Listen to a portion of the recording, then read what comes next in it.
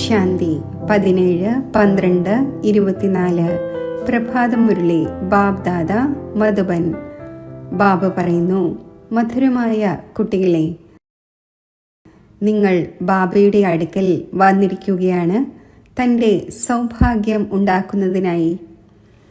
ആരുടെ സർവ്വതും ഈശ്വരൻ സ്വീകരിക്കുന്നുവോ ആ കുട്ടികളുടേതാണ് പരമ സൗഭാഗ്യം. ചോദ്യം: കുട്ടികളുടെ ഏതൊരു തെറ്റ് കാരണം മായ വളരെയധികം ബലവാനായി മാറുന്നു? ഉത്തരം: കുട്ടികൾ ഭോജനത്തിൻ്റെ സമയത്ത് ബാബയെ മറന്നുപോകുന്നു. ബാബയെ കഴിപ്പിക്കാത്തത് കാരണം മായ ഭക്ഷണം കഴിക്കുന്നു. അതിലൂടെ അത് ബലവാനായി മാറുന്നു. പിന്നെ കുട്ടികളെ തന്നെ വിഷമിപ്പിക്കുന്നു. ഈ ചെറിയൊരു തെറ്റ് മായയോട് തോൽവി വരുത്തുന്നു. അതിനാൽ ബാബയുടെ ആജ്ഞയാണ്, കുട്ടികളെ ഓർമ്മയിൽ കഴിക്കൂ, ഉറച്ച് പ്രതിജ്ഞ ചെയ്യൂ, നിന്നോടൊപ്പം കഴിക്കും. എപ്പോഴാണോ ഓർമ്മിക്കുന്നത് അപ്പോൾ ആ ഒന്ന് തൃപ്തമാകും. ഗീതം: ഇന്നല്ലെങ്കിൽ നാളെ ഈ മേഘങ്ങൾ ചിതറിപ്പോകും. ഓം ശാന്തി. കുട്ടികൾ മനസ്സിലാക്കുന്നുണ്ട്, നമ്മുടെ ദൗർഭാഗ്യത്തിൻ്റെ ദിവസങ്ങൾ മാറി ഇപ്പോൾ സദാകാലത്തേക്ക് സൗഭാഗ്യത്തിൻ്റെ ദിവസങ്ങൾ വന്നുകൊണ്ടിരിക്കുന്നു. നമ്പർ വൈസ് പുരുഷാർത്ഥം അനുസരിച്ച് ഭാഗ്യം മാറിക്കൊണ്ടേയിരിക്കുന്നു. സ്കൂളിലും ഭാഗ്യം മാറിക്കൊണ്ടേയിരിക്കുന്നുവല്ലോ, അതായത് ഉയർന്നതായിക്കൊണ്ടിരിക്കുന്നു. നിങ്ങൾ നല്ല രീതിയിൽ അറിയുന്നുണ്ട്, ഇപ്പോൾ ഈ രാത്രി ഇല്ലാതാകാൻ പോകുന്നു. ഇപ്പോൾ ഭാഗ്യം മാറിക്കൊണ്ടിരിക്കുകയാണ്. ജ്ഞാനത്തിൻ്റെ മഴ ഉണ്ടായിക്കൊണ്ടിരിക്കുന്നു. സെൻസിബിളായ കുട്ടികൾ മനസ്സിലാക്കുന്നുണ്ട്, തീർച്ചയായും ദൗർഭാഗ്യത്തിൽ നിന്നും നമ്മൾ സൗഭാഗ്യശാലി ആയിക്കൊണ്ടിരിക്കുകയാണ്, അതായത് സ്വർഗത്തിൻ്റെ അധികാരിയായിക്കൊണ്ടിരിക്കുന്നു. നമ്പർ വൈസ് പുരുഷാർത്ഥം അനുസരിച്ച് നമ്മൾ നമ്മുടെ ദൗർഭാഗ്യത്തിൽ നിന്നും സൗഭാഗ്യം ഉണ്ടാക്കിക്കൊണ്ടിരിക്കുകയാണ്. ഇപ്പോൾ രാത്രിയിൽ നിന്നും പകലായിക്കൊണ്ടിരിക്കുകയാണ്. ഇത് കുട്ടികളായ നിങ്ങൾക്കല്ലാതെ മറ്റാർക്കും അറിയില്ല. ബാബ ഗുപ്തമാണ്, അപ്പോൾ ആ ഒന്നിൻ്റെ കാര്യങ്ങളും ഗുപ്തമാണ്. മനുഷ്യർ ഇരുന്ന് സഹജ രാജയോഗത്തിൻ്റെയും സഹജ ജ്ഞാനത്തിൻ്റെയും കാര്യങ്ങൾ ശാസ്ത്രങ്ങളിൽ എഴുതിയിട്ടുണ്ട്. എന്നാൽ ആര് എഴുതിയോ അവർ മരിച്ചുപോയി. പിന്നെ ആര് പഠിക്കുന്നുവോ അവർക്ക് ഒന്നും മനസ്സിലാക്കുവാൻ സാധിക്കുന്നില്ല, കാരണം അറിവില്ലാത്തവരാണ്. എത്ര വ്യത്യാസമുണ്ട്! നിങ്ങളും നമ്പർ വൈസ് പുരുഷാർത്ഥം അനുസരിച്ചാണ് മനസ്സിലാക്കുന്നത്. എല്ലാവരും ഏകരസ പുരുഷാർത്ഥം ചെയ്യുന്നില്ല. ദൗർഭാഗ്യം എന്ന് എന്തിനേയും സൗഭാഗ്യം എന്ന് എന്തിനേയും പറയുന്നു. ഇത് കേവലം ബ്രാഹ്മണരായ നിങ്ങൾ തന്നെയാണ് അറിയുന്നത്. മറ്റുള്ളവരെല്ലാം ഘോര അന്ധകാരത്തിലാണ്. അവരെ മനസ്സിലാക്കിച്ച് ഉണർത്തണം. സൗഭാഗ്യശാലി എന്ന് പറയുന്നത് സൂര്യവംശികളെയാണ്. 16 കല സമ്പൂർണം അവർ തന്നെയാണ്. നമ്മൾ ബാബയിൽ നിന്നും സ്വർഗത്തിനു വേണ്ടി സൗഭാഗ്യം ഉണ്ടാക്കിക്കൊണ്ടിരിക്കുന്നു. ആ ബാബ സ്വർഗം രചിക്കുന്നവനാണ്. ഇംഗ്ലീഷ് അറിയുന്നവർക്കും നിങ്ങൾക്ക് മനസ്സിലാക്കിച്ചു കൊടുക്കാൻ സാധിക്കും. നമ്മൾ ഹെവൻലി ഗോഡ് ഫാദറിലൂടെ ഹെവൻ്റെ സൗഭാഗ്യം ഉണ്ടാക്കിക്കൊണ്ടിരിക്കുകയാണ്. ഹെവനിലാണ് സുഖം, ഹെല്ലിൽ ദുഃഖമാണ്. ഗോൾഡൻ ഏജ് എന്നാൽ സത്യയുഗം, സുഖം. അയൺ ഏജ് എന്നാൽ കലിയുഗം, ദുഃഖം. തീർത്തും സഹജമായ കാര്യമാണ്. നമ്മൾ ഇപ്പോൾ പുരുഷാർത്ഥം ചെയ്തുകൊണ്ടിരിക്കുന്നു. ഇംഗ്ലീഷുകാരും ക്രിസ്ത്യൻസുമെല്ലാം ധാരാളം വരും. പറയൂ, നമ്മളിപ്പോൾ കേവലം ഒരേ ഒരു ഹെവൻലി ഗോഡ് ഫാദറിനെ ഓർമ്മിക്കുന്നു. കാരണം മൃത്യു മുന്നിൽ നിൽക്കുകയാണ്. ബാബ പറയുന്നു, നിങ്ങൾക്ക് എൻ്റെ അടുക്കൽ വരേണ്ടതുണ്ട്. ഏതുപോലെ തീർത്ഥസ്ഥാനങ്ങളിൽ പോകാറുണ്ടല്ലോ. ബൗദ്ധർക്ക് തൻ്റേതായ തീർത്ഥസ്ഥാനമുണ്ട്, ക്രിസ്ത്യൻസിന് അവരുടേത്. ഓരോരുത്തരുടെയും രീതി സമ്പ്രദായങ്ങൾ അവരുടേതായിരിക്കും. നമ്മുടേത് ബുദ്ധിയോഗത്തിൻ്റെ കാര്യമാണ്. എവിടെ നിന്നും പാർട്ട് അഭിനയിക്കാൻ വന്നുവോ അവിടെ വീണ്ടും പോകേണ്ടതുണ്ട്. ആ ഒന്ന് ഹെവൻ സ്ഥാപിക്കുന്ന ഗോഡ് ഫാദറാണ്. ആ ഒന്ന് നമുക്ക് പറഞ്ഞു തന്നിട്ടുണ്ട്. നമ്മൾ താങ്കൾക്കും സത്യമായ വഴി പറഞ്ഞു തരുന്നു. പിതാവായ ഗോഡ് ഫാദറിനെ ഓർമ്മിക്കൂ, അപ്പോൾ അന്തമതി സ്വഗതി ഉണ്ടാകും. ആരെങ്കിലും രോഗാവസ്ഥയിലാകുമ്പോൾ എല്ലാവരും പോയി അവർക്ക് ജാഗ്രത വരുത്തുന്നു, രാമ എന്ന് പറയൂ. ബംഗാളിൽ ആരെങ്കിലും മരിക്കാറാകുമ്പോൾ ഗംഗയിലേക്ക് കൊണ്ടുപോകുന്നു. പിന്നെ പറയുന്നു, ഹരി എന്ന് പറയൂ, ഹരി എന്ന് പറയൂ. എങ്കിൽ ഹരിയുടെ അടുത്തേക്ക് പോകും. പക്ഷേ ആരും പോകുന്നില്ല. സത്യയുഗത്തിൽ രാമ രാമ എന്ന് പറയൂ, അല്ലെങ്കിൽ ഹരി എന്ന് പറയൂ എന്ന് പറയുകയില്ല. ദ്വാപരം മുതൽ പിന്നെ ഈ ഭക്തിമാർഗം ആരംഭിക്കുന്നു. സത്യയുഗത്തിൽ ആരെങ്കിലും ഭഗവാനെയോ ഗുരുവിനെയോ ഓർമ്മിക്കുന്നു എന്നല്ല. അവിടെയാണെങ്കിൽ കേവലം തൻ്റെ ആത്മാവിനെ ഓർമ്മിക്കപ്പെടുന്നു. ഞാൻ ആത്മാവ് ഒരു ശരീരം ഉപേക്ഷിച്ച് മറ്റൊന്നെടുക്കുന്നു. തൻ്റെ ചക്രവർത്തി പദം ഓർമ്മയുണ്ടായിരിക്കും. നമ്മൾ പോയി ചക്രവർത്തി പദത്തിൽ ജന്മമെടുക്കും എന്ന് മനസ്സിലാക്കുന്നു. ഇപ്പോൾ ഈ ഉറച്ച നിശ്ചയമുണ്ട്, ചക്രവർത്തി പദം ലഭിക്കുക തന്നെ വേണമല്ലോ. ബാക്കി ആരെ ഓർമ്മിക്കുവാനാണ്, അഥവാ ദാനപുണ്യം ചെയ്യുവാനാണ്. അവിടെ ആർക്കെങ്കിലും ദാനപുണ്യം ചെയ്യാൻ തക്കവണ്ണം ഏതെങ്കിലും ദരിദ്രരേയില്ല. ഭക്തിമാർഗത്തിലെ ആചാരരീതികൾ വേറെയാണ്, ജ്ഞാനമാർഗത്തിലെ ആചാരരീതികൾ വേറെയാണ്. ഇപ്പോൾ ബാബയ്ക്ക് സർവ്വതും നൽകി 21 ജന്മത്തിൻ്റെ സമ്പത്ത് നേടി, ഇത്രമാത്രം. പിന്നെ ദാനപുണ്യം ചെയ്യേണ്ട ആവശ്യമില്ല. ഈശ്വരനാകുന്ന പിതാവിന് നമ്മൾ സർവ്വതും നൽകുന്നു. ഈശ്വരൻ തന്നെയാണ് സ്വീകരിക്കുന്നത്. സ്വീകരിക്കാതിരുന്നാൽ പിന്നെ എങ്ങനെയാണ് നൽകുക? സ്വീകരിക്കാതിരിക്കുകയാണെങ്കിൽ അതും ദൗർഭാഗ്യമാണ്. സ്വീകരിക്കേണ്ടി വരുന്നു, അതിൻ്റെ മമത്വം മാറുന്നതിന് വേണ്ടി. ഈ രഹസ്യവും കുട്ടികളായി നിങ്ങൾ അറിയുന്നു. ആവശ്യമേ ഇല്ലെങ്കിൽ പിന്നെ എന്ത് സ്വീകരിക്കുവാനാണ്? ഇവിടെയാണെങ്കിൽ ഒന്നും സ്വരൂപിക്കാൻ പാടില്ല. ഇവിടെ നിന്നും മമത്വം ഇല്ലാതാക്കേണ്ടി വരുന്നു.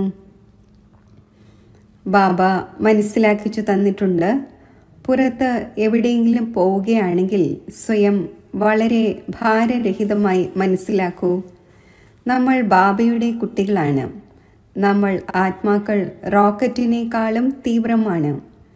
ഇങ്ങനെ ദേഹി അഭിമാനിയായി നടന്നു പോവുകയാണെങ്കിൽ ഒരിക്കലും ക്ഷീണിക്കുകയില്ല. ദേഹത്തിൻ്റെ ബോധം വരികയില്ല. പാദങ്ങൾ ചലിക്കുന്നില്ല, നമ്മൾ പറന്നു പോയിക്കൊണ്ടിരിക്കുകയാണ് എന്നതുപോലെയായിരിക്കും. ദേഹി അഭിമാനിയായി നിങ്ങൾ എവിടെയും പോകൂ. മുൻപ് മനുഷ്യർ തീർത്ഥസ്ഥാനങ്ങളിലും മറ്റും നടന്നു തന്നെ പോകുമായിരുന്നു.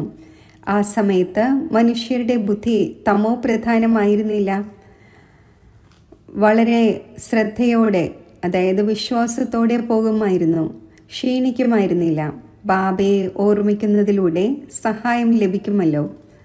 അത് കല്ലിൻ്റെ മൂർത്തിയാണ് എങ്കിലും ബാബ ആ സമയത്ത് അല്പകാലത്തേക്ക് മനോകാമന പൂർത്തീകരിക്കുന്നു. ആ സമയത്ത് രജോ പ്രധാന ഓർമ്മയായിരുന്നു. അപ്പോൾ അതിലൂടെയും ബലം ലഭിക്കുമായിരുന്നു, ക്ഷീണം ഉണ്ടാകുമായിരുന്നില്ല. ഇപ്പോഴാണെങ്കിൽ വലിയ ആൾക്കാർ പെട്ടെന്ന് ക്ഷീണിച്ചു പോകുന്നു. ദരിദ്രർ വളരെയധികം തീർത്ഥസ്ഥാനങ്ങളിൽ പോകുന്നു. ധനികർ വലിയ ആഡംബരത്തോടെ കുതിരയിലും മറ്റും പോകും. ആ ദരിദ്രരാണെങ്കിൽ കാൽനടയായി പോകും. ഭാവനയുടെ ഫലം എത്രത്തോളം ദരിദ്രർക്ക് ലഭിക്കുന്നുവോ അത്രയും ധനികർക്ക് ലഭിക്കുന്നില്ല. ഈ സമയത്തും നിങ്ങൾ അറിയുന്നുണ്ട്, ബാബ ദരിദ്രരുടെ നാഥനാണ്. പിന്നെ കുഴങ്ങിപ്പോകുന്നത് എന്തുകൊണ്ട്? മറന്നു പോകുന്നത് എന്തുകൊണ്ട്? ബാബ പറയുന്നു, നിങ്ങൾക്ക് ഒരു പ്രയാസമുള്ളതും ചെയ്യേണ്ടതില്ല. കേവലം ഒരു പ്രിയതമനെ ഓർമ്മിക്കണം. നിങ്ങളെല്ലാം പ്രിയതമകളാണ്. അപ്പോൾ പ്രിയതമനെ ഓർമ്മിക്കേണ്ടി വരും. ആ പ്രിയതമന് ഭോഗം അർപ്പിക്കാതെ ആഹാരം കഴിക്കാൻ ലജ്ജ തോന്നുന്നില്ലേ? അത് പ്രിയതമനുമാണ്, പിതാവുമാണ്. പറയുന്നു, എന്നെ നിങ്ങൾ കഴിപ്പിക്കുകയില്ലേ? നിങ്ങൾ എന്നെ കഴിപ്പിക്കേണ്ടതാണല്ലോ. നോക്കൂ, ബാബ യുക്തികൾ പറഞ്ഞു തരുന്നു. നിങ്ങൾ ബാബയെ അഥവാ പ്രിയതമനെ അംഗീകരിക്കുന്നുവല്ലോ. ആരാണോ കഴിപ്പിക്കുന്നവൻ ആദ്യം ആ ഒന്നിനെ കഴിപ്പിക്കേണ്ടതാണ്. ബാബ പറയുന്നു, എനിക്ക് ഭോഗർപ്പിച്ച് എൻ്റെ ഓർമ്മയിൽ കഴിക്കൂ. ഇതിൽ വലിയ പ്രയത്നമുണ്ട്. ബാബ വീണ്ടും വീണ്ടും മനസ്സിലാക്കിച്ചു തരുന്നു. ബാബയെ ഓർമ്മിച്ച് തീർച്ചയായും ചെയ്യണം. ബാബ സ്വയവും വീണ്ടും വീണ്ടും പുരുഷാർത്ഥം ചെയ്തുകൊണ്ടിരിക്കുന്നു. കുമാരിമാരായ നിങ്ങളെ സംബന്ധിച്ച് വളരെ സഹജമാണ്. നിങ്ങൾ ഏണിപ്പടി കയറിയിട്ടേയില്ല. കന്യകയുടെ വിവാഹ നിശ്ചയം പ്രിയതമനുമായി ഉണ്ടാകുന്നു. അപ്പോൾ ഇങ്ങനെയുള്ള പ്രിയതമനെ ഓർമ്മിച്ച് ഭക്ഷണം കഴിക്കേണ്ടതാണ്. ആ ഒന്നിനെ നമ്മൾ ഓർമ്മിക്കുന്നു. ആ ഒന്ന് നമ്മുടെ അടുത്തേക്ക് വരുന്നു. ഓർമ്മിക്കുകയാണെങ്കിൽ അനുഭൂതി എടുക്കും. ഇങ്ങനെയെല്ലാം ബാബയോടൊപ്പം സംസാരിക്കണം. രാത്രി ഉണരുന്നതിലൂടെ നിങ്ങളുടെ ഈ പ്രാക്ടീസ് നടക്കും. അഭ്യാസം ഉണ്ടാകുമ്പോൾ പിന്നെ പകലും ഓർമ്മ നിലനിൽക്കും. ഭക്ഷണ സമയത്തും ഓർമ്മിക്കേണ്ടത് ആവശ്യമാണ്. പ്രിയതമനുമായി നിങ്ങളുടെ വിവാഹ നിശ്ചയം നടന്നിരിക്കുകയാണ്. നിന്നോടൊപ്പം കഴിക്കും. ഈ ഉറച്ച പ്രതിജ്ഞ ചെയ്യണം. എപ്പോഴാണോ ഓർമ്മിക്കുന്നത് അപ്പോൾ ആ ഒന്ന് കഴിക്കുമല്ലോ. ആ ഒന്നിനാണെങ്കിൽ അനുഭൂതി മാത്രമാണ് ലഭിക്കേണ്ടത്. കാരണം ആ ഒന്നിന് തൻ്റേതായ ശരീരമില്ല. കുമാരിമാരെ സംബന്ധിച്ച് വളരെ സഹജമാണ്. ഇവർക്ക് കൂടുതൽ ഫെസിലിറ്റീസ് അഥവാ സൗകര്യങ്ങളുണ്ട്. ശിവബാബ നമ്മുടെ സുന്ദരമായ പ്രിയതമൻ എത്ര മധുരമാണ്. പകുതി കൽപ്പം നമ്മൾ അങ്ങയെ ഓർമ്മിച്ചു. ഇപ്പോൾ അങ്ങ് വന്ന് കണ്ടുമുട്ടിയിരിക്കുകയാണ്. നമ്മൾ എന്ത് കഴിക്കുന്നുവോ അങ്ങും കഴിക്കൂ. ഒരു തവണ ഓർമ്മിച്ചു, ഇത്രമാത്രം. പിന്നെ നിങ്ങൾ സ്വയം കഴിച്ചുകൊണ്ടേയിരിക്കുക എന്നത് പാടില്ല.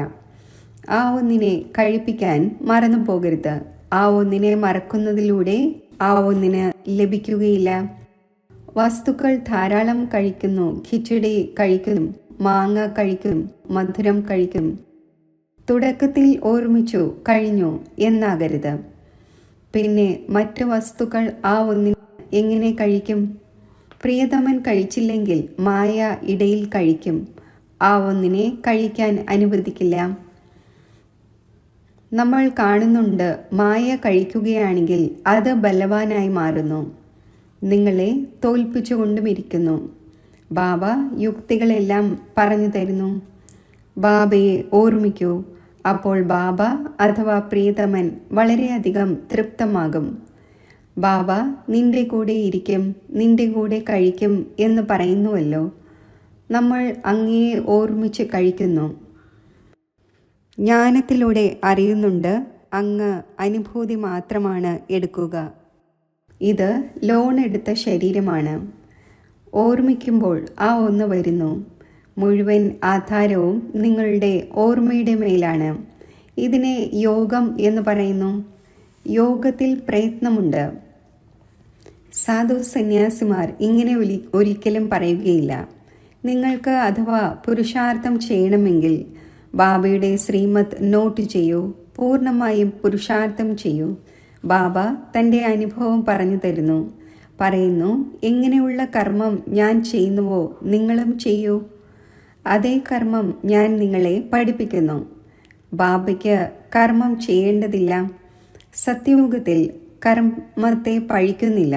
ബാബ വളരെ സഹജമായി കാര്യങ്ങൾ പറഞ്ഞു തരുന്നു. നിന്റെ കൂടെ ഇരിക്കും, കേൾക്കും, നിന്റെ കൂടെ കഴിക്കും. ഇത് നിങ്ങളുടെ തന്നെ മഹിമയാണ്. പ്രിയതമൻ്റെ രൂപത്തിലും പിതാവിൻ്റെ രൂപത്തിലും ഓർമ്മിക്കൂ. വിചാരസാഗര മഥനം ചെയ്ത് ജ്ഞാനത്തിൻ്റെ പോയിന്റ്സ് കണ്ടെത്തുന്നതായി പാടപ്പെട്ടിട്ടുമുണ്ടല്ലോ. ഈ പ്രാക്ടീസിലൂടെ വികർമ്മവും വിനാശമാകും, ആരോഗ്യവും ഉണ്ടാകും. ആര് പുരുഷാർത്ഥം ചെയ്യുമോ അവർക്ക് നേട്ടമുണ്ടാകും. ആര് ചെയ്യുകയില്ലയോ അവർക്ക് നഷ്ടമുണ്ടാകും. മുഴുവൻ ലോകവും സ്വർഗത്തിൻ്റെ അധികാരി ആകുന്നില്ല. ഇതും കണക്കാണ്. ബാബ വളരെ നല്ല രീതിയിൽ മനസ്സിലാക്കിച്ചു തരുന്നു. ഗീതത്തിൽ കേട്ടു, തീർച്ചയായും നമ്മൾ യാത്രയിൽ പോയിക്കൊണ്ടിരിക്കുകയാണ്. യാത്രയിൽ ഭക്ഷണവും മറ്റും കഴിക്കേണ്ടി തന്നെ വരുന്നു. പ്രിയതമ പ്രിയതമനോടൊപ്പം, കുട്ടി പിതാവിനോടൊപ്പം കഴിക്കും. ഇവിടെയും ഇങ്ങനെയാണ്. നിങ്ങൾക്ക് പ്രിയതമനോടൊപ്പം എത്ര താല്പര്യം ഉണ്ടായിരിക്കുമോ അത്രയും സന്തോഷത്തിൻ്റെ രസം കയറും. നിശ്ചയബുദ്ധി വിജയന്തി ആയിക്കൊണ്ടിരിക്കും. യോഗം എന്നാൽ ഓട്ടം. ഇത് ബുദ്ധിയോഗത്തിൻ്റെ ഓട്ടമാണ്. നമ്മൾ സ്റ്റുഡൻസ് ആണ്. ടീച്ചർ നമ്മളെ ഓടുവാൻ പഠിപ്പിക്കുന്നു. ബാബ പറയുന്നു, പകൽ കേവലം കർമ്മം തന്നെ ചെയ്യണം എന്ന് വിചാരിക്കരുത്. ആമയെ പോലെ കർമ്മം ചെയ്ത ശേഷം ഓർമ്മയിലിരിക്കൂ. ഭ്രമരം മുഴുവൻ ദിവസവും ഊതിക്കൊണ്ടിരിക്കുന്നു. പിന്നെ ചിലത് പറന്നു പോകുന്നു, ചിലത് മരിച്ചു പോകുന്നു. അതും ഒരു ഉദാഹരണമാണ്. ഇവിടെ നിങ്ങൾ ഊതി ഊതി തനിക്ക് സമാനമാക്കുന്നു. അതിൽ ചിലർക്ക് വളരെയധികം സ്നേഹമുണ്ടായിരിക്കും. ചിലർ ജീർണിച്ചു പോകുന്നു, ചിലർ അപൂർണമായി അവശേഷിക്കുന്നു. ഓടിപ്പോകുന്നവരാകുന്നു, വീണ്ടും പോയി കീടമാകുന്നു. ഈ ഊതുന്നത് വളരെ സഹജമാണ്. മനുഷ്യനിൽ നിന്നും ദേവതയാക്കി ഒട്ടും കാലതാമസമില്ലാതെ ഇപ്പോൾ നമ്മൾ യോഗം ചെയ്തുകൊണ്ടിരിക്കുകയാണ്. ദേവതയാകുന്നതിൻ്റെ പുരുഷാർത്ഥം ചെയ്തുകൊണ്ടിരിക്കുന്നു. ഇത് ജ്ഞാനഗീതയിൽ ഉണ്ടായിരുന്നു. ആ ഒന്ന് മനുഷ്യനിൽ നിന്നും ദേവതയാക്കിയ ശേഷം പോയിരുന്നു. സത്യയുഗത്തിലാണെങ്കിൽ എല്ലാവരും ദേവതമാരായിരുന്നു. തീർച്ചയായും അവരെ സംഗമയുഗത്തിൽ തന്നെ വന്ന് ദേവത ആക്കിയിട്ടുണ്ടാകും. അവിടെയാണെങ്കിൽ ദേവതയാകുന്നതിൻ്റെ യോഗം പഠിപ്പിക്കുകയില്ല. സത്യയുഗ ആദിയിൽ ദേവീ ദേവതാ ധർമ്മമുണ്ടായിരുന്നു. കലിയുഗ അന്ത്യത്തിൽ ആസുരീയ ധർമ്മമാണ്. ഈ കാര്യം കേവലം ഗീതയിൽ തന്നെയാണ് എഴുതപ്പെട്ടിട്ടുള്ളത്. മനുഷ്യനെ ദേവതയാക്കുന്നതിന് കാലതാമസം ഉണ്ടാകുന്നില്ല. കാരണം എയിം ഓബ്ജക്റ്റ് പറഞ്ഞു തരുന്നു. അവിടെ മുഴുവൻ ലോകത്തിലും ഒരു ധർമ്മമായിരിക്കും. ലോകം മുഴുവനും ഉണ്ടാകുമല്ലോ. ചൈനയും യൂറോപ്പും ഉണ്ടായിരിക്കില്ല എന്നല്ല, ഉണ്ടായിരിക്കും. പക്ഷേ അവിടെ മനുഷ്യർ ഉണ്ടായിരിക്കില്ല. കേവലം ദേവീ ദേവതാ ധർമ്മത്തിലുള്ളവർ ഉണ്ടാകും, മറ്റ് ധർമ്മത്തിലുള്ളവർ ഉണ്ടാകില്ല. ഇപ്പോൾ കലിയുഗമാണ്. നമ്മൾ ഭഗവാനിലൂടെ മനുഷ്യനിൽ നിന്നും ദേവതയായിക്കൊണ്ടിരിക്കുന്നു. ബാബ പറയുന്നു, നിങ്ങൾ 21 ജന്മം സദാ സുഖിയാകും. ഇതിൽ പ്രയാസത്തിൻ്റെ ഏതെങ്കിലും കാര്യമേയില്ല. ഭക്തിമാർഗത്തിൽ ഭഗവാന്റെ അടുക്കൽ പോകുന്നതിനായി എത്ര പ്രയത്നിച്ചു.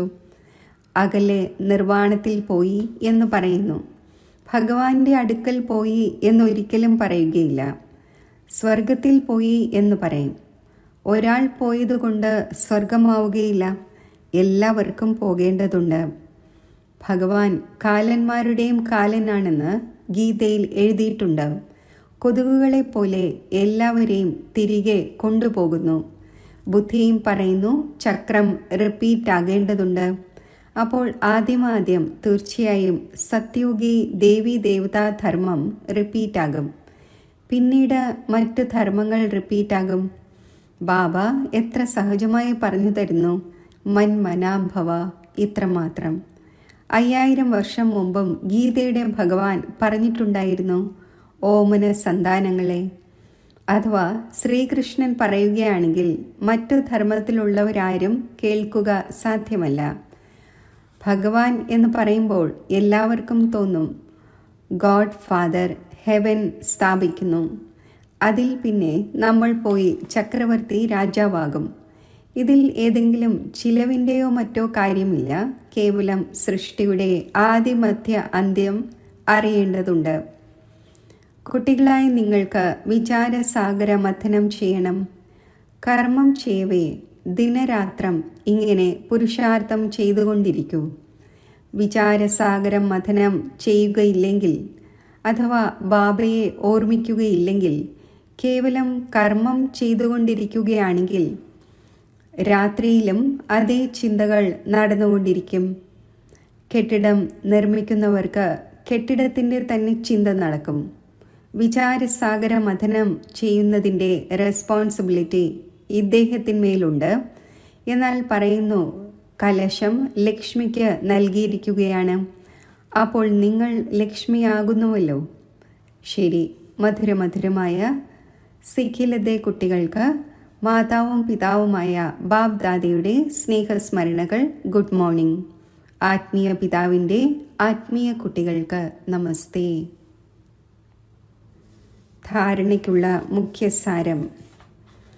ശ്രീമത്ത് നോട്ട് ചെയ്ത് പുരുഷാർത്ഥം ചെയ്യണം.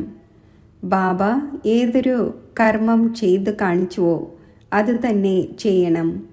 വിചാരസാഗര മഥനം ചെയ്ത് ജ്ഞാനത്തിൻ്റെ പോയിന്റ്സ് കണ്ടെത്തണം. സ്വയം തന്നോട് പ്രതിജ്ഞ ചെയ്യണം, നമ്മൾ ബാബയുടെ ഓർമ്മയിൽ തന്നെ ആഹാരം കഴിക്കും, നിന്റെ കൂടെ ഇരിക്കും, നിന്നോടൊപ്പം കഴിക്കും. ഈ വാഗ്ദാനം ഉറപ്പായും നിറവേറ്റണം. വരദാനം. കർമ്മവും സംബന്ധവും രണ്ടിലും സ്വാർത്ഥഭാവത്തിൽ നിന്നും മുക്തമായിരിക്കുന്ന ബാബയ്ക്ക് സമാനം കർമാതീതമായി ഭവിക്കട്ടെ. കുട്ടികളായ താങ്കളുടെ സേവനമാണ് എല്ലാവരെയും മുക്തമാക്കുന്നതിൻ്റേത്. അപ്പോൾ മറ്റുള്ളവരെ മുക്തമാക്കവേ സ്വയം തന്നെ ബന്ധനത്തിൽ ബന്ധിക്കരുത്. എപ്പോഴാണോ പരിധിയുള്ള എൻ്റേത് എന്നതിൽ നിന്നും മുക്തമാകുന്നത്, അപ്പോൾ അവ്യക്ത സ്ഥിതിയുടെ അനുഭവം ചെയ്യുവാൻ സാധിക്കും. ഏത് കുട്ടികളാണോ ലൗകികവും അലൗകികവും കർമ്മവും സംബന്ധവും രണ്ടിലും സ്വാർത്ഥ ഭാവത്തിൽ നിന്നും മുക്തമായത്, അവർക്ക് തന്നെയാണ് ബാബയ്ക്ക് സമാനം കർമാതീത സ്ഥിതിയുടെ അനുഭവം നേടുവാൻ സാധിക്കുന്നത്. അപ്പോൾ ചെക്ക് ചെയ്യൂ, എത്രത്തോളം കർമ്മങ്ങളുടെ ബന്ധനത്തിൽ നിന്നും വേറിട്ടവരായി, വ്യർത്ഥ സ്വഭാവ സംസ്കാരത്തിന് വശപ്പെടുന്നതിൽ നിന്നും മുക്തമായി. സ്ലോഗൻ. ആരാണോ സരള ചിത്തവും സഹജ സ്വഭാവവുമുള്ളവർ, അവർ തന്നെയാണ് സഹജയോഗിയും ഭോലാനാഥന് പ്രിയവും. ഓം ശാന്തി.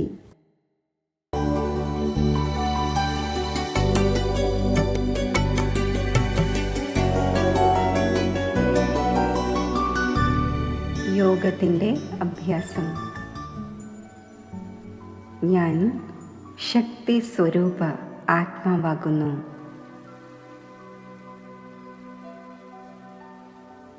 ഒരു സെക്കൻഡിൽ ഞാൻ മുക്തിധാമത്തിൽ എത്തിച്ചേരുന്നു.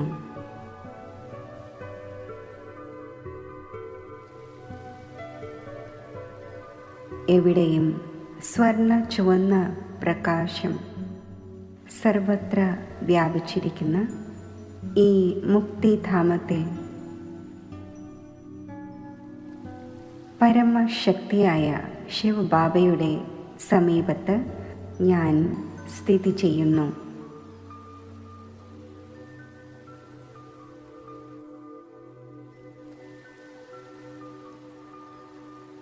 ശിവപരമാത്മാവിൽ നിന്നും അനന്ത ശക്തികളുടെ കിരണങ്ങൾ പ്രസരിച്ചുകൊണ്ടേയിരിക്കുന്നു.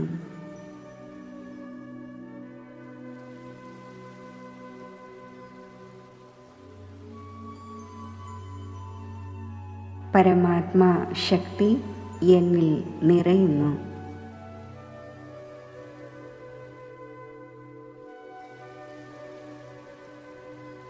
സർവശക്തിവാനായ ശിവ് ബാബയുമായി ശക്തിശാലി യോഗാവസ്ഥയിൽ ഇരിക്കുമ്പോൾ ബാബയിൽ നിന്നും ലഭിക്കുന്ന ഈ പരമമായ ശക്തി എന്നെ സർവ പരിധിയുള്ള ബന്ധനങ്ങളിൽ നിന്നും മുക്തമാക്കുന്നു.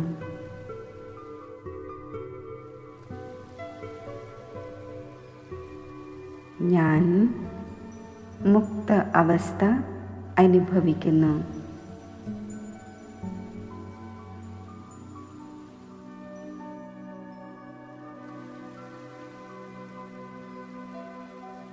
ഈ മുക്തമായ അവസ്ഥ നിലനിർത്തി ഞാൻ സാകാര ദേഹത്തിലേക്ക് അവതരിക്കുന്നു.